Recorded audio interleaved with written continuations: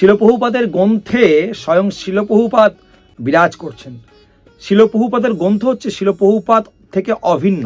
আপনারা যদি শিল প্রভুপাদের গ্রন্থের তাৎপর্যগুলো পড়েন, যেমন বিভিন্ন লীলা পুরুষোত্তম শ্রীকৃষ্ণ, ভগবদ গীতা যথাযথ, শ্রীমদ্ ভাগবতম, চৈতন্য চরিতামৃত, এই যে তাৎপর্যগুলো পড়লে না এত আনন্দ হবে, আর মনে হবে যেন আপনার শিল প্রভুপাদ স্বয়ং সাক্ষাৎ আপনার সামনে আছে।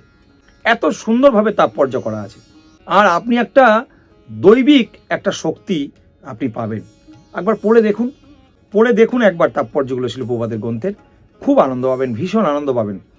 আপনি যখন গ্রন্থগুলো পড়বেন তখন আপনার সেই চেতনাটা, সেই ভাবটা, যেটা আমরা বারবার বলি যে একাদশীর দিন কৃষ্ণ চেতনায় থাকতে হবে, কৃষ্ণ ভাবনাময় হয়ে থাকবে, একদম ডেফিনেটলি আপনার কৃষ্ণ ভাবনাময় ভাব এসে যাবে।